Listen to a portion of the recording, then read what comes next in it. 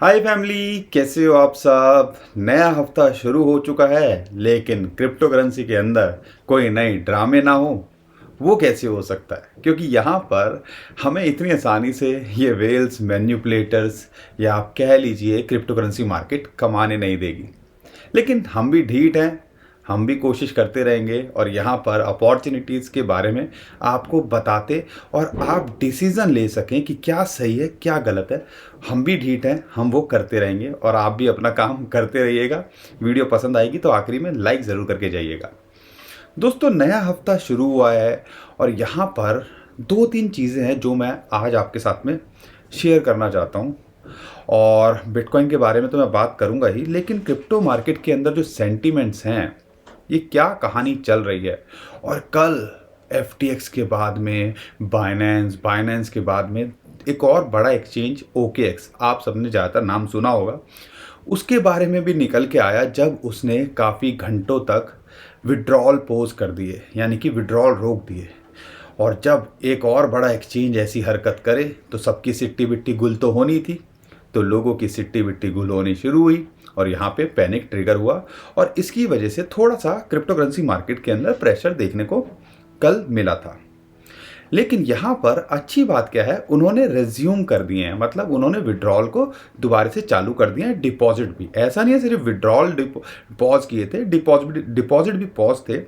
और उसका जो रीज़न था वो आपको समझना ज़रूरी है कि कई बार क्या होता है, आपने वो सुना होगा, जब सिचुएशन ख़राब होती है, क्या है, कोई इंसान गलती से गलती हो जाए तो वो भी लगता है कि उसी ने जानबूझ के किया है।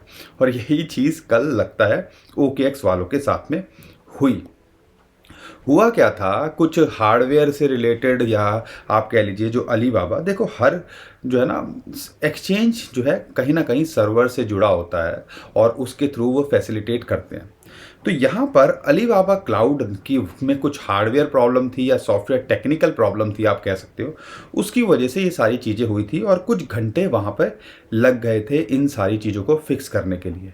और जब विड्रॉल नहीं होते तो कोई भी अच्छा खासा इंसान होगा, आप हो मैं हो, उसकी सिट्टी बिट्टी गुल होना लाजमी सी बात है। और वही चीज़ हमें देखने को मिली। लेकिन यहाँ पर अभी आज सुबह की अपडेट है ओकेएक्स की तरफ से कि उन्होंने रिज्यूम कर दिए हैं जितने भी डिपॉजिट एंड विड्रॉवल्स हैं बिटकॉइन के, इथीरियम के और दूसरे वॉलेट के, वो आने वाले कुछ घंटों के अंदर इसको फिक्स कर देंगे। लेकिन यहाँ पर मैं क्या कहना चाहता हूँ, जब भी सिचुएशन ऐसी होती है, क्या है कोई इंटेंशनली ना करे, कुछ रीज़न जेन्युइन हो, लेकिन वही होता है ना, वेल्स को मौका चाहिए या उंगली उठाने वालों को मौका चाहिए कि यहाँ पर सब कुछ ख़त्म होने वाला है। और यही चीज़ हमें देखने को मिली और इसकी वजह से पैनिक हुआ और आने वाले टाइम के अंदर ओकेएक्स से भी आपको अच्छा खासा विड्रॉल होते देखने को मिल सकता है। हम तो हमेशा ही सपोर्ट करते हैं कि यहाँ पर आपको कभी भी किसी भी क्रिप्टो करेंसी एक्सचेंज पे नहीं रखना चाहिए कोई भी फंड। अगर आप होल्ड कर रहे हो तो, ट्रेड कर रहे हो तो एक अलग बात हो जाती है। ये तो थी एक्सचेंजेस की बात कर रहे हैं, तो एक और बड़े एक्सचेंजेस की बात करेंगे। लेकिन एक और बात जो मुझे लगा शायद मैं भूल ना जाऊं, इलॉन मस्क के ड्रामा के बारे में भी मैं आने वाले टाइम के अंदर बात करूंगा। नया हफ्ता शुरू हुआ और एक नया ड्रामा जिससे हो सकता है क्रिप्टो करेंसी मार्केट के अंदर इनडायरेक्टली, डायरेक्टली नहीं, पैनिक देखने को मिले, खासकर डॉज कॉइन को लेके, उस बारे में बात करूंगा। लेकिन एक और इम्पॉर्टेंट बात, 2 दिन पहले हमने एक वीडियो बनाई थी कि बाइनेंस जो है कहीं ना कहीं हो सकता है ये क्रैश या बीएनबी डाउन या बीएनबी से रिलेटेड टोकन डाउन होने के वजह जो है बाइनेंस हो सकता है इंटेंशनली किया हो कैश आउट करने के लिए इस अपॉर्चुनिटी को।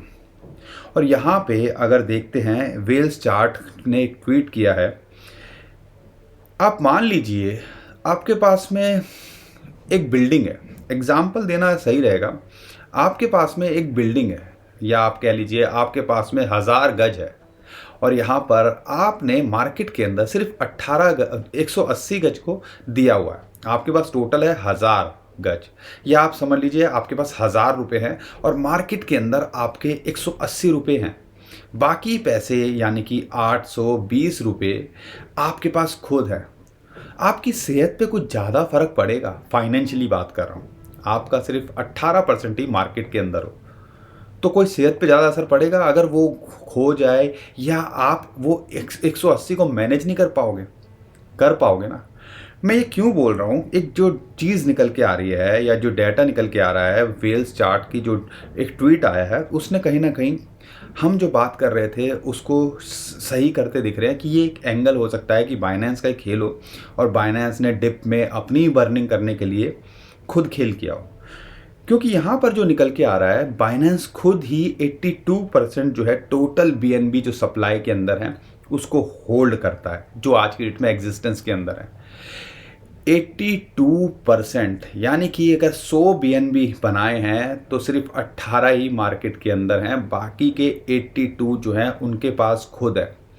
तो क्या मार्केट के अंदर वो इतना पैनिक ट्रिगर होने दे सकते हैं, या बीएनबी को लेके इतना पैनिक हो सकता है? आप खुद बस समझिएगा, जो हमने एग्जाम्पल समझाया है, क्या उनके लिए 18% को मैनेज करना इतना मुश्किल है? अब इस चीज़ को समझने के लिए थोड़ा सा बीएनबी के बारे में बात कर लेते हैं। इस टाइम पे प्राइस चल रहा है उसका लगभग $250 के आसपास, और अगर टोटल सप्लाई की बात करते हैं यहाँ पर बीएनबी की 16 करोड़ के आसपास की सप्लाई है, यहाँ पर ध्यान रखिएगा। और अगर मैं मार्केट कैप की बात करता हूँ तो लगभग इसका जो है $40 बिलियन की जो है टोटल मार्केट कैप है। तो आप समझ लीजिए $7-8 बिलियन के ही सर्कुलेशन के अंदर है, बाकी वो खुद ही दबा के बैठे हुए हैं। तो क्या वो मैनेज नहीं कर पाएंगे इस चीज़ को? तो यही लगता है गंदा है पर धंधा है, वो क्या कहानी हो आने वाले 2-3-6 महीने के अंदर पता चली जाएगी। और यही चीज़ हम आपको बोलते हैं कि वेल्स की तरह सोचो, इंस्टीट्यूशंस की तरह सोचो, या अपना दिमाग लगाना बिल्कुल मत बोलो। अगर आम आदमी की तरह, या वीकेंड्स, अब बहुत सारे लोगों को वीकेंड नहीं पता होता। वीकेंड वो होते हैं जो कच्चे दिल वाले होते हैं, जैसे ही मार्केट थोड़ी ऊपर नीचे होती है वो सोचते हैं अपना बेचो और साइड हो जाओ, और ज़्यादातर वो लॉस में ही अपना माल काटते हैं, कभी ज़्यादातर प्रॉफिट के अंदर नहीं रहते हैं। तो ये जो डाटा है कहीं ना कहीं आप खुद डिसाइड कीजिए कि हो क्या रहा है मार्केट के अंदर और आप यहाँ पे क्या कर रहे हो। एक और जो है थोड़ा ऑफ ट्रैक बात कर लेता हूँ यहाँ पर, इलॉन मस्क का आज सुबह का ट्वीट कहीं ना कहीं शॉकिंग है। अब वो शॉकिंग क्या है, उनकी ये स्टेटमेंट देना, शुड आई स्टेप डाउन, जैसा कि आपको ट्वीट में दिख रहा है, should I step down as a head of Twitter, Twitter के हेड से मैं स्टेप डाउन कर जाऊं। आप सबको पता है कि अभी रिसेंटली उन्होंने $44 बिलियन के अंदर ट्विटर को खरीदा है। I will avoid the result, कोई सिर्फ पब्लिक के अंदर यानी कि ट्विटर पे पोल करा के आप यहाँ पे पूछ रहे हो कि क्या मैं उतर जाऊँ, यानी कि एक राजा पूछ रहा है अपनी प्रजा से क्या मैं स्टेप डाउन कर जाऊँ, और प्रजा ने कह दिया कि स्टेप डाउन कर जाओ, उतर जाओ गद्दी से, तो वो उतर जाएंगे। यही चीज़ वो करने की कोशिश कर रहे हैं कि आई विल अबाइड, मतलब मैं जो है पोल जो भी आएगा उसको फॉलो करूँगा, मानूंगा। तो यहाँ पर ट्विटर पे हम सबको पता है क्रिप्टो करेंसी को लेके क्या कुछ चलता है, और एक समझ लीजिए एक तो ट्वीट आते हैं एलॉन मस्क के, तो डॉज कॉइन, बिटकॉइन के अंदर हमें इतना फ्लक्चुएशन देखने को मिलती है, और बहुत सारी अपडेट लोगों को क्रिप्टो करेंसी के बारे में ट्विटर से पता चलती हैं। अगर एलॉन मस्क यहाँ से स्टेप डाउन करता है तो ट्विटर पे तो खुद को इम्पैक्ट पड़ेगा ही, लेकिन कुछ खास इम्पैक्ट नहीं पड़ना चाहिए, क्योंकि अब जो है उसका स्टॉक नहीं है, वो प्राइवेट कंपनी है, उसके स्टॉक की तो बात नहीं कर सकते। लेकिन हाँ, इनडायरेक्टली बात करें अगर हेड, देखो मालिक तो वही रहेगा, हो सकता है कोई पपेट अपना बिठा दें, रिमोट वाला बिठा दें। आपने इंडिया के अंदर काफ़ी सुना होगा रिमोट सरकार, ये सब चीज़ें, तो वहाँ पे बिठा दें और पीछे से काम करें। हो सकता है ये इंटेंशनली इन्होंने किया हो, क्यों? क्योंकि लोड बहुत है, टेस्ला को संभालें, ट्विटर को संभालें, क्या क्या संभालें, चेहरा तो वही रहेंगे, लेकिन हो सकता है किसी को अपने ऊपर यहाँ पे बिठा दें। और जैसा लग रहा है कि वो वोट जैसे मिल रहे हैं, 56% कह रहे हैं कि भैया हट जाओ तो ये कहीं ना कहीं कंसर्निंग है, और एक नेगेटिव इम्पैक्ट क्रिप्टो करेंसी पे ये भी डाल सकता है अगर इलॉन मस्क इस रिजल्ट को फॉलो करते हैं और स्टेप डाउन करते हैं, क्योंकि बहुत सारे लोग एक्सपेक्ट करते हैं कि वो बहुत सारी चीज़ें इनोवेशन करें ट्विटर को लेके, पीछे से करेंगे, लेकिन जब चेहरा कोई और हो जाता है तो कहीं ना कहीं उसका इम्पैक्ट यहाँ क्रिप्टो करेंसी मार्केट पे भी देखने को मिल सकता है। और ख़ासकर डॉज कॉइन के अंदर भी हमें थोड़ा सा ऊपर नीचे होता यहाँ पे चीज़ों को दिख सकता है, और क्रिप्टो करेंसी को भी जो है इस एंगल से देख सकते हो। देखो सारी चीज़ों को आपको कंसिडरेशन में लेना चाहिए। क्रिप्टो करेंसी कहाँ क्या इम्पैक्ट पड़ जाता है। जैसा कि हमने बोला था ना, हिमालय की चोटी पे, माउंट एवरेस्ट पे भी अकेला बंदा भी कुछ बोल रहा होगा क्रिप्टो करेंसी के बारे में नेगेटिव, तो इम्पैक्ट ऐसा लगता है कि घूम फिर के हमारी मार्केट पे ही पड़ रहा है। तो ये सारी चीज़ें आपको यहाँ पे ध्यान रखना है और इलॉन मस्क इस चीज़ को ज़रूर वॉच कीजिएगा। फ्लक्चुएशन क्रिप्टो करेंसी मार्केट के अंदर भी इस चीज़ को लेके देखने को मिल सकती है। बहुत सारे लोगों को बेतुकी की बात लगेगी, लेकिन जब ये ऐसा होगा तो उस टाइम पे जब उनका ट्वीट आएगा कि मैं हट रहा हूँ यहाँ से, इसकी पोजीशन से, तो कहीं ना कहीं आपको देख लेना उस टाइम के हिसाब से फ्लक्चुएशन क्रिप्टो करेंसी मार्केट और डॉज कॉइन के अंदर देखने को मिल सकती है। ये सारी चीज़ें आपको यहाँ पे कंसिडरेशन के अंदर लेनी है। और टेक्निकली बात करते हैं तो बिटकॉइन की यहाँ पर जैसा कि हमें उम्मीद थी कि यहाँ सपोर्ट मिलना चाहिए, नया हफ्ता शुरू हुआ है, लेकिन अभी जो है 16,300-400 डॉलर इसके लिए सपोर्ट है, यहाँ बना रहता है तो नथिंग टू वरी।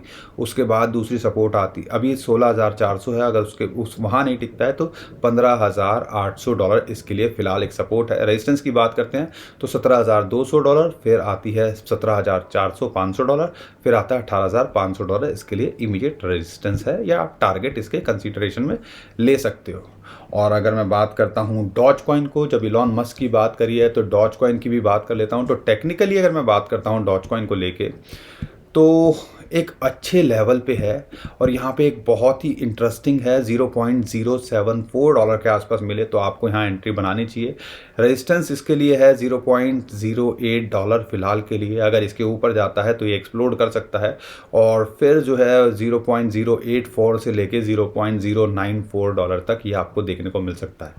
तो एक अच्छे सपोर्ट पर है 200 डेली मूविंग एवरेज की, यहाँ पे आप इसके अंदर एंट्री बना सकते हो। इलॉन मस्क की वजह से थोड़ा सा हो सकता है गिरावट देखने को मिले, लेकिन अपॉर्चुनिटी यहाँ पर है। और इन फ्यूचर चीज़ें जिस हिसाब से इलॉन मस्क हमें लगता है कि डॉज कॉइन को लेके कर रहे हैं, तो एक रिटर्न कभी भी आप इसके अंदर एक्सपेक्ट कर सकते हो। बाकी और बहुत सारी चीज़ें चल रही हैं, उसके बारे में हम लगातार, हम टेलीग्राम हो, ट्विटर हो, उस पर अपडेट देने की कोशिश कर रहे हैं। तो बने रहिए हमारे साथ में, ध्यान रखिएगा, स्कैमर से सावधान रहिएगा। नीचे जो डिस्क्रिप्शन में लिंक है उसी से आप हमें यहाँ पे फॉलो कीजिएगा। और साथ के साथ में कंटेंट अच्छा लगा हो, आपको लगता है हमारी वीडियो काम की है, तो लाइक ज़रूर करके जाइए, फैमिली का हिस्सा बनिए, चैनल को सब्सक्राइब भी ज़रूर कर लीजिएगा। ध्यान रखिएगा, स्कैमर से सावधान रहिए। जो नीचे डिस्क्रिप्शन में लिंक है उसी से हमें फॉलो कीजिएगा। तो दोस्तों आज के लिए इतना ही, अभी के लिए मैं विदा लेता हूँ। खुश रहिए, मुस्कुराते रहिए, कमाते रहिए। आपका दोस्त पंकज। थैंक यू, नमस्कार, धन्यवाद।